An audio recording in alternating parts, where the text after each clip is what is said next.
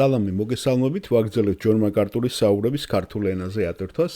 ჩვენ გადავედით 52-ე ნაწილზე, რომელიც ჩაწერილი იქნა 1993 წლის 17 იანვარს. დეკემბერში 92-ში იყო ჩაწერილი ის ნაწილი და როგორც გახსოვთ, ბევრს დარჩა გაუცემელი კითხვები და იძულებული გახდა ჯონ მაკარტური, რომ ახალ წელს, იანვარში ჩაეწერა ეს განყოფილება. მადლობა ჩვენს მსმენელს, რომელმაც გუშინ მომაწოდა ინფორმაცია, რომ თურმე კენეთ კუპერლენდიც უთარგმნიათ ქართულ ენაზე, არა მარტო ჯოის მაიერსი და ნახეთ კიდევ ერთხელ დამაფიქრა ამ ფაქტმა, რომ როცა ფული გაქვს, ხო, და უდიდესი ფულის ფლობელები არიან ესენი და ავრცელებენ მთელ მსოფლიოში ინტერნაციონალურ მსახურებას. ეხლა საქართველოსდან მათ შემოსავალი არ ექნებათ, იცით ხომ? გაჭირვებული ფილიპინებიდან, ასევე აფრიკიდან, ქვეყნებიდან, მაგრამ ეს რას აძლევთ მათ?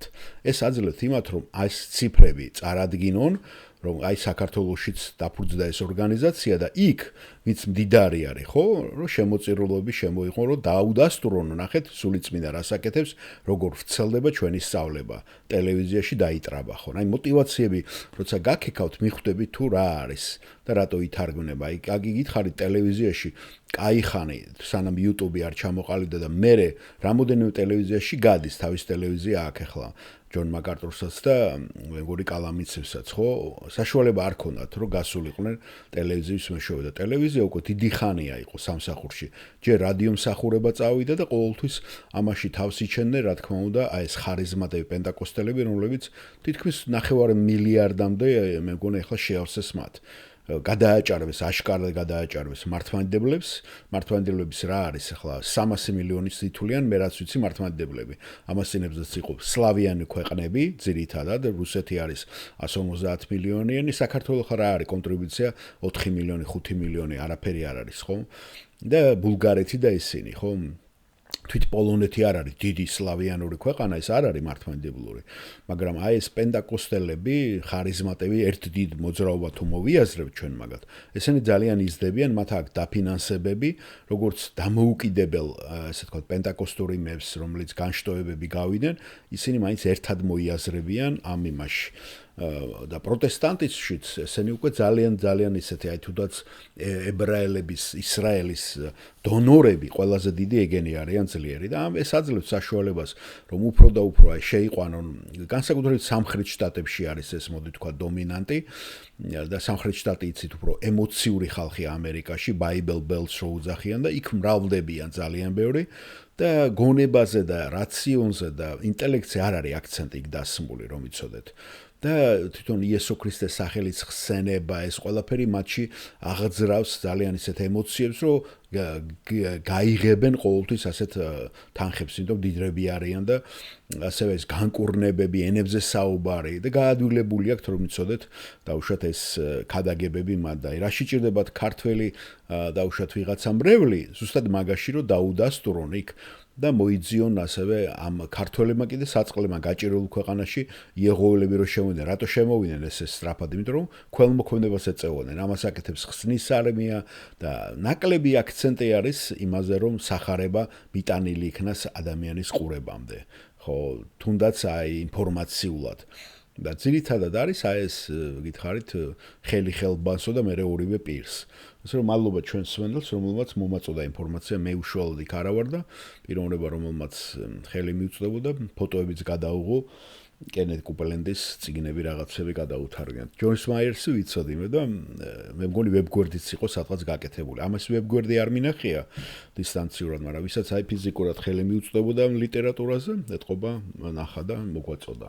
კიდევ ვიმეორებ, ესენი არიან, ახალი მოძრაობა არის ესეთი, ბენიჰინმაც ბევრმა მიიღო ამაში მონაწილეობა, მაგრამ ესენი ჩემპიონები არიან, უფრო უფროსია ბენიჰინზე კენი კუპერლენდი, ერთ-ერთი მხცოვანი ის არის კეთილდღეობის სახარება. ჯოელ ოსტინი არის ახლა ყველაზე პოპულარული, ალბათ იცით ხო, ტეხასში მისი მეუღლე ჯოელ ოსტინი ესეთი, კეთილდღეობის სახარება წოდებული. მისი მამა კონსერვატორიის იყო, ბაპტისტი თუ არ მეშლება.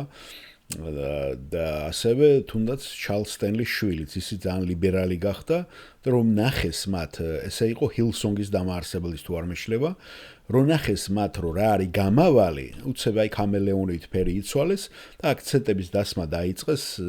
ჩემთან არის კიდევ Andy Warmack-ი, ესეთი ის არის სასწავლებელი ჩემს სამსახურის გვერდზე. ესეც განკურნებებზე და გამოჯამრთელებაზე და აი სიტყვის ძალა, მე ისეთ ტერმინებს შემოიღებენ, რომ დაასახელო თავიანთი ორგანიზაცია უფრო მომხიბვლელი არის, ხომ? და ამის მიღმა გზავნილი ჩვენ უნდა კარგად გამოვიცნოთ, თუ რაზე ხდება აქცენტის გაკეთება. ძირითადად აქცენტი ხდება, ესე იგი, ყველას საინტერესებს.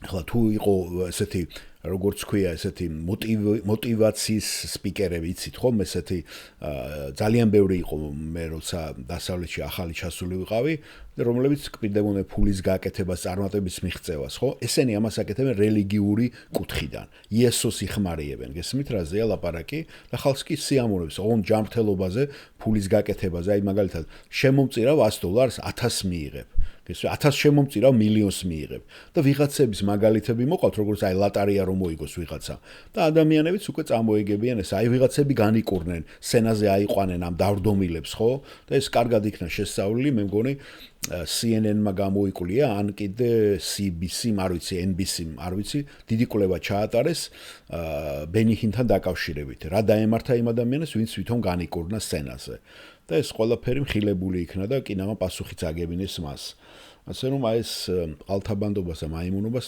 აქვს ადგილი და ამიტომ ჩვენ არ უნდა მოვტყუდეთ.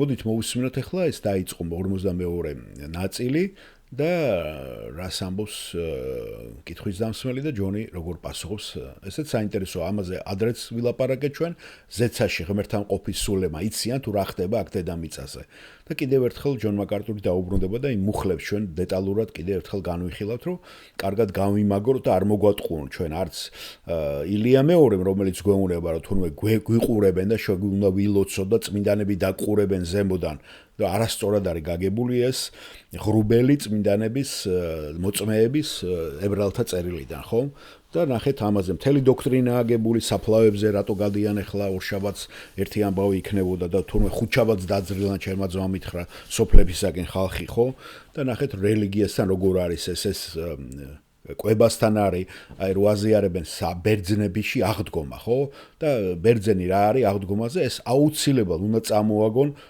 რა ქვია ცხვარი შამფურზე ეს არის მათი ისა თუ დიდ ცხოველსაც აკეთებენ იშვიათია მაგრამ ყველა ცდილობს რომ შამფურზე აქაც ადრე თუ იყო მე მახსოვს $200 იყო მე მახსოვს ადრე მისი რა ქვია შეწვარი არა ცოცხალი ისა ეხლა 300-400 კოვიდის შემდეგ ძალიან გაძვირდა ცხვარი და ესე იყიდება პირდაპირ შეფუთნულიც და არის შემწვარს შეუკვეთავენ არის ერთ-ერთი კოსტას ყასაბი ძალიან პოპულარული ყასაღები ჩემს ქალაქში და მთელ ტორონტოში და ისედაც სადაც ბერძნები ამისთვის მიდიან და რიგი დგას ძალიან დიდი წარმოგიდგენიათ რიგი რა და ესეთი სერვისები მოხმარება ასოცირება არის აი ჭამა ყლაპასთან რა ეს არის მართლმადიდებლობის განუშორებელი ნაწილი. რუსებსაც აქვთ ნაკლებად უფრო, მაგრამ იქაც ძალიან უყვართ ეს ტრაპეზები, იცით, ხო? ეს რა ქვია, ზუთხები და ისინი, მათ უფრო თევზეული და იმისკენ აქვთ, ხო, ყურადღება და აი ჭამასთან უკავშირდება. ახლა კათოლიკებთან იმდენი ესე არ არის, უნდა ვთქვა. მაგრამ იქაც აქვთ გონი შემწვარი გოჭები და რაღაცეები, ლეკოს თუ რაღაცას უძახიან, ეს მე ფილიპინელებმა იქიდან გადაიღეს პორტუგალიელებისაგან და მაგათაც აქვთ, მაგრამ აი ისე არ აქვთ, ახალ ლაპარაკო პროტესტანტებს ახლა შედარება არ არის, ამაზე იმდენი აქცენტი არ არის, რა თქმა უნდა. აი მოვისმინოთ ახლა ეს 52 ნაწილი როგორ იწყება. სალამი კიდევ ერთხელ მოგესალმებით და ჩვენ დღეს ამ საღამოს კითხვა-პასუხის რეჟიმში ვიქნებით. ჩვენ დაგეგმილი ეს არ ქონდა, ჩვენ გეგმავდით გამოცხადების წიგნის წაკითხვის გაგრძელებას, მაგრამ როდესაც რამოდენიმე კვირის წინ ჩვენ კითხვა-პასუხი სესია გავაკეთეთ, მე დავინახე რომ ძალიან ბევრი ადამიანი დარჩა კითხვებით და მაგ კითხვებზე პასუხი გაუცემელი. და ამიტომ გვინდოდა რომ ისინი დაგვეკმაყოფილებინა და მათ გამოიტანათ ის რაც მათ გულში ქონდათ და არ დაეტოვათ. დეკემბრის ბოლო კვირას კითხვა-პასუხის საუბარი ძალიან მშვენიერად გავატარეთ და მე ძალიან მორთმელად ველი ხოლმე, როდესაც უფალი დაგულოცავს ამ და მოგცემს ამ საშუალებას დროს, რომ კიდევ ერთხელ გავაგრძელოთ ეს კითხვა-პასუხების სესია და თქვენი პრობლემები არსებულ საკითხებთან ერთად გაგვიზიაროთ ჩვენ. როგორც ადრე 3 მიკროფონია დღეს კიბეებზე, კორიდორებში და ჩვენი პასტორებიც ლენსი, დიკ მეიჰიუ, სტენი დგანან და დაგეხმარებიან ისინი, რომ უფრო ჩამოაყალიბოთ, უფრო კომპაქტური გახადოთ თქვენი კითხვები და ისე წარსდგეთ ჩვენ წინაშე. რასაც მე გთხოვთ უბრალოდ გთხოვთ რომ კითხვა რაც შეიძლება ნათლად კომპაქტურად პირდაპირ ახსენოთ და მე ყველაფერს გავაკეთებ რაც შემიძლია ღვთის სიტყვიდან რომ გიპასუხოთ. ჩვენ შევეცდებით ამას დაახლოებით 45 წუთში და აუცილებლად 8:30-ზე საღამოს 8:30-ზე უკვე გავჩერდებით რომ ძალიან არ დავაგვიანდოთ და ბავშვებთან დიდი ხანი არ დაჭირდეს ჩვენ მასალებლებს დროის დაყოფა. არ გვინდა რომ დიდხანს გაგრძელდეს. დიახ, მე მზადა ვარ, კითხვის ფაქტორი იცვავს. სალამი ჯონ, მოგესალმებით. მე მაქვს 2 ან 3 კითხვა ამ საკითხთან დაკავშირებით. უბრალოდ ძალიან მაწუხებს და სინამდვილეში გითხრათ, როგორი იქნება თქვენი პასუხი, არ აქვს ამას მნიშვნელობა. მე უბრალოდ მინდა ცოტა სინათლე შევიდეს ამაში. ფიქრობ რომ ჩვენ ამ კითხვას გავუმკლავდებით, გისმეთ. და სვავს პავლე ამბობს, რომ უჯობესია ჩვენ წავიდეთ და ვიყოთ ქრისტესთან. იესომაც ასევე ჯვარზე გაკრულ ავაზაკს უთხრა, დღეს ჩემთან ერთად იქნები სამოთხეში. ახლა ერთი კითხვა, პირველი. მე დაგისვავთ 2 ან 3 კითხვას შემდეგ ამასთან დაკავშირებით და თუ შეიძლება რომ კომენტარი გააკეთოთ. როდესაც ჩვენ წავალთ როდესაც ჩვენ დედამიწიდან წავალთ, ჩვენ მაშინვე ახალ სხეულს ვიცით რომ არ მოგცემენ და სულით ვართ ზეცაში. ზეცაში რომ მივალთ, იქაც დაგვხვდებიან სხვები, რომლებიც ზეცაში არიან. იციან თუ არა მათ, თუ რა ხდება აქ დედამიწაზე? გამოცხადების მე-6 თავში წერია და როდესაც მან მე-5 ბეჭედი გახსნა, საკურთხევლის ქვეშ დავინახე მათი სულები, რომლებიც დაკლულები იყვნენ ღვთის სიტყვისა და მათი მოწმობის გამო. და ისინი ხმამაღლა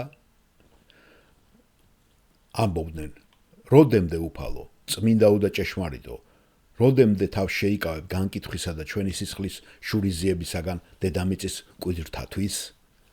აი ეს გვაძლევს იმის საშუალებას, რომ ისინი ისევ აგრძელებენ დაკვირვებას დედამიწაზე მიმდინარე მოვლენებზე და ჯონ მაკარტური პასუხობს. დიახ, მე მესმის, მოდით პირველ რიგში, პირველი კითხვა, რომელიც თქვენ დასვით, არის ის, რომ როდესაც ჩვენ მივდივართ, მაშინვე მივდივართ სამოთხეში, თუ არის რაღაცა შუალედური.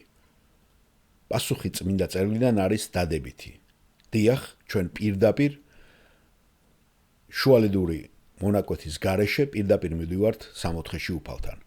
ეს ნათელია, ძალიან ნათელია ბიბლიის 3 ძალიან მნიშვნელოვანი მონაკვეთიდან. მე მოგაწვით ამ მუხლებს. ერთ-ერთი მათგანი იქნება ფილიპელთა წერილის პირველი თავი, სადაც პავლე მოციქული ამბობს 23 მუხლში. მე 19-დან წავიკითხა. ვინაიდან ვიცი, რომ ეს ყველაფერი ჩემს ხსნად მომიბრუნდება თქვენი ლოცვითა და იესო ქრისტეს სრული შეწევნით. ველოდები და ვიმედოვნებ, რომ არაფერში შევრცხვები, არამედ მთელი სითამამით, როგორც ყოველთვის, ისე ახლაც განდიდება ქრისტე ჩემს სხეულში. სიცოცხლით იქნება თუ სიკვდილით. რადგან ჩემთვის სიცოცხლე ქრისტეა და სიკვდილი მონაგები. თუ სხეულში ცხოვრება ნაყოფს შემატებს ჩემს საქმეს, არ ვიცი, რა ამოვირჩიო. ორივე მიზიდავს, სურს წავიდე და ვიყო ქრისტესთან, რა კი ეს ბევრად უკეთესია. მაგრამ სხეულში დარჩენა უფრო მეტად თქვენთვის არის საჭირო, მე კი დანამდვილებით ვიცი, რომ დავრჩევი და ყველა თქვენთაგან ვიქნები თქვენი წარმატებისა და რწმენის სიხარულისთვის, რათა ჩემი მეშვეობით გამრავლდეს თქვენი ქება ქრისტე იესოში, როცა კვლავ მოვალ თქვენთან. ეს განცხადება წასვლა და ქრისტესთან ყოფნა არ ტოვებს უკვე ადგილს არაფრისათვის შუაში. ეს ნიშნავს წასვლა და ქრისტესთან ყოფნა. ჩვენ ვიცით, სად არის იესო ქრისტე? ის არის ღვთის ტახტის მარჯვნივ, მაღლა ზეცაში, ასე არ არის? ჩვენ ხედავთ მას გამოცხადების მე-4 და მე-5 თავების ხილვაში. და სად არის ის იქ? სად იმყოფება? ის არის კრავის ტახტის შუაგულში. ის არის კრავი ტახტის შუაგულში და იოანე ამბობს, რომ ეს ტახტი ზეცაში იყო, რადგან ის ზეცაში აიყვანეს მის სანახავად. ასე რომ წასვლა და ქრისტესთან ყოფნა აშკარად არის დაპირება, რომელიც მოცემულია ჩვენთვის, მორწმუნეებისათვის, როდესაც ჩვენ გარდავიცვლებით. მეორე კორინთელთა წერილის მეხუთე თავში ასევე ნათქვამია და ფიქრობ ეს ისეთივე ძალიან ძლიერი განცხადებაა, როგორც პირველი. მე პირველი მუხლიდან წაგიითხავთ, მან ახსენა მე-6 მუხლი მხოლოდ. რადგან ვიცით, რომ როცა დაინგრევა ეს ჩვენი მიწიერი სახლი, კარავი, ღვთისგან გვაქვს შენობა ზეცაში ხელთუქმნელი სახლის საუკუნო. ამიტომაც ვოხრავთ და ვნატრობთ ჩვენი ზეციური სახლით შემოსვას. მისით შემოსილნი კი შიშვლები აღარ აღმოჩნდებით, რადგან ვიდრე ამ კარავში ვიმყოფებით, ტვირთქვეშ ვართ და ვოხრათ. ვინაიდან გახდა კი არ გვსურს, არამედ შემოსვა, რათა მოკვდავი შთაინთქა სიცოცხლით. სწორედ ამისათვის შექმნა ღმერთმა და სული მოგცა საწინდრად. ამიტომ ვართ ყოველთვის მხნედ და ვიცით, რომ სანამ სხეულში ვარ დამკვიდრებული, განშორებული ვართ უფლისაგან. ვინაიდან რწმენით დავდივარ და არა ხილვით. თუმცა მხნედ ვართ და გვირჩევნია გამშორდეთ სხეულს, რათა უფალთან დავბინავდეთ. ამიტომ ვცდილობთ კიდევაც აქ ვიქნებით თუ იქ, მისთვის სასურნელი ვიყოთ. და ფიქრობ კიდევ ერთ მესამე ნაწილზე, ბიბლიიდან, რომელიც შესაძლოა ამასაც დაუმატოთ. ეს არის ებრაელთა წერილის მე-12 თავის 25 მუხლის ტექსტი, სადაც წარმოდგენილია ზეცაში მყოფ პირმშოთა საერთო კრება და ეკლესია. მე 22 მუხლიდან წაგიითხავთ. არამედ მიეხალეთ სიონის მთასა და ცოცხალი ღვთის ქალაქს, ზეცირ იერუსალიმს და 10,000-ობით ანგელოს, მოზეიმე საკრებულოს და ცაში ჩაწერილ პირმშოთა ეკლესიას. ყოველივეს გამკითხავ ღმერთს და განსრულებულ მართალთა სულებს. ხედავ, აქ არის იგი პირმშოთა ეკლესიას. ეს ეკლესია არის იესოსთან. ნახეთ, იესოსთან არის ეკლესია და წმინდანები. და 24 და ახალი აღთმის შუამავალს იესოს და საბკურებელ სისხლს, რომელიც აბელის სისხლზე უკეთ მეტყველებს. და ჯონ მაკარტური აგრძელებს. ასევე მეორე საკითხი, რომელიც თქვენ ახსენეთ, რომელიც დასვით არის ის თუ არა, რომ იციან თუ არა მათ რა ხდება დედამიწაზე და ამ კითხვაზე პასუხი არის ის, რომ მათ იციან რა მოხდა. მათ ახსოვთ რა მოხდა და როგორ იდევნებოდნენ ისინი და სხვაებიც. ასე რომ არ არსებობს საფუძველი ვერაუდოთ, უეცრად მათ წარსულის მოქონებები გაუქრათ. მე ვფიქრობ, რომ ეს შერჩევითი მეხსიერება, რადგან თუ მათ შეეძლოთ ბოროტების დამახსოვრება, თუ მათ ჰქონდათ ბოროტების დამახსოვრებისა და მასზე უნარის ფიქრი, მათ შეეძლოთ საკუთარ თავის ისეთ გომარების ჩაყენება, სადაც ცოდვა შეეძლო მათზე გავლენის მოხდენა. ამიტომ მე ვფიქრობ, რომ ამ დროს მათ შეუძლიათ გაიხსენონ დედამიწაზე მოხდარი მოვლენები, მაგრამ ისინი ამას სუფთა გონებით იხსენებენ. განა ბოროტულად იხსენებენ, მათში არ არის რაღაცა ისეთი შურისძიების ისეთი გრძნობა, რომ ცოდვაში ჩაედგან ფეხი. რადგან ის არ აცოდეს ესეთი გრძნობა და ფიქრი არ გადაიზდა დროს უკვე ბოროტ აზრად, რომელიც ცოდვა არის. ასე რომ ეს არის გარკვეული სელექტიური, შერჩევითი მეხსიერება. და რაც შემდეგ არის ჩვენ მე-6 თავში გამოცხადებაში, ეს არანაირად არ უნდა გავიგოთ ისე, რომ ზეცაში მყოფი ადამიანები თითქოს და აკვირდებიან სოფლიოში მიმდინარე მოვლენებს. ამის არანაირი საფუძველი არ არსებობს, რომ ვივარაუდოთ და ისინი ამას არ აკეთებენ. სინამდვილეში ყველაფერი, რაც ჩვენ ვიცით ზეცის შესახებ, არის ის, რომ ჩვენ ვიფიქრებთ უფალზე და მის ტახტზე და ამ დიდებას განვიხილავთ და ასე მოვიქცევით, პირისპირ ვიქნებით უფლის წინაშე, შეცნობილი ვართ მის მიერ და ჩვენც დავინახავთ მას, როგორიც ის არის. და ეს არის მთელი დიდება და ჩვენ თლიანად ვართ შთანთქმული ამ დიდებით, ამ სიხარულით და მისი განდიდებით. ამიტომ არ მჯერა, რომ დედამიწაზე რაიმე ისეთი ხდება, რამაც შეიძლება, რომ ჩვენ ეს კონცენტრაცია დაგვირღვიოს და გადაიტანოს ჩვენი ყურადღება ცოცხალი ქრისტესაგან და მასზე ზრუნვისაგან, ხომ, სადღაც მიწიერ ქმედებებზე. ასე რომ გამოცხადების მე-6 თავში არის ადამიანები, რომლებიც ორიენტირებული არიან ქრისტეზე, რომლებიც შეყვარებული არიან ქრისტეს დიდებით, რომლებიც იმდენად არიან დატვირთული იმით თუ ვინ არის ის, ევედრებიან უბრალოდ მას, რომ გამოიყენოს თავის ძალაუფლება, რათა სამყარო მის დიდებასთან ჰარმონიაში მოიყვანოს. და აი ეს აწუხებთ მათ, რომ თლიანად ჯერ კიდევ დამარცხებული ბოროტება არ არის, ცეცხლის ტბაში არ არის ჩაგდებული სატანა და თლიანად არ უზეიმია ქრისტეს მეფობას თლიანად ქმნილებაზე, სამყაროზე. ამიტომ მე ვფიქრობ, რომ ლოცვას იწვევს არა მსოფლიოში არსებული პრობლემების ხედვა, რასაც ისინი ხედავენ, ან თუნდაც აუცილებლად ტანჯვის მოგონება, არამედ ქრისტეს სრულიად ქმნილებაზე გამეფებისადმი ზრუნვა, რომ იყოს ყველაფერი ყველაფერში და სრულად ამაღლდეს მისი სახელი. გასაგებია, დიახ, გმადლობთ და ჯონ მაკარტური მაინც აგრძელებს და დამატების თვალსაზრისით მოყავს ებრაელთა წერილი. არაფრის ფიქრობ იმედია რომ გაიგეთ მე რასაც ვამბობ, ასე რომ არ ამგონია რომ ადამიანები ზეცაში არიან და დედამიწას უყურებენ. არ ამგონია მე ადრეც ვახსენე თქვენთან ებრაელთა წერილში რომ არის აღწერილი მე-13 თავში, მე-12 თავში, როდესაც წერია რომ ჩვენს გარშემო მოწმეთა დიდი ღრუბელი გვაკრავს.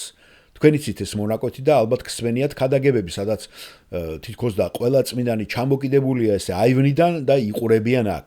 და რაღაცა დაკვირვებით გვიყურებენ თუ რას ვაკეთებთ, ხო? ეს საერთოდ არ ნიშნავს იმას. მე ვფიქრობ, რომ იქ მოწამეთა დიდი ღრუბელია და რისი მოწაფეები არიან?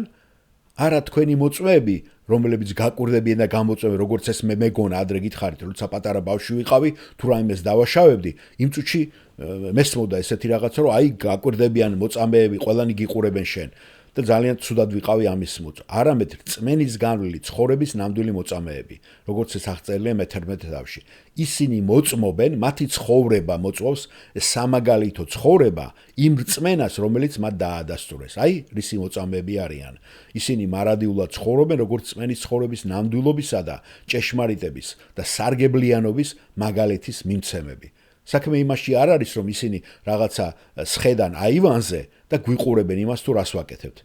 ქრისტეს დიდება უკვე ისეთი ბრწყინვალეა მათთვის, ჩვენი მიწიერი ცხოვრება ძალიან უინტერესო გახდება და ფერგფრთალდება. და მე ვფიქრობ, რომ ერთადერთი მიზეზი, რის გამოც ისინი ლოცულობენ დედამიწაზე მიმდინარე მოვლენებზე, ეს არის ის, რომ იესო ქრისტეს ჰქონდეს მთლიანი დიდება, თაყვანისცემა და მთელი მისი დიდების სისავსე.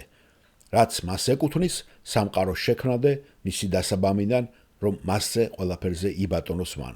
და ისინი გაოცებულები არიან იმაზე ფიქრით, თუ კიდევ რამდენ ხანს ითმეს ის ამ დარჩენილ ბოროტებას.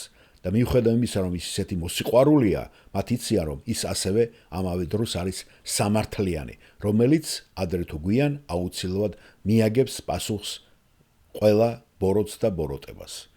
ეს არის ის, რისი თქმაც მე მინდოდა. მადლობთ კითხვისათვის.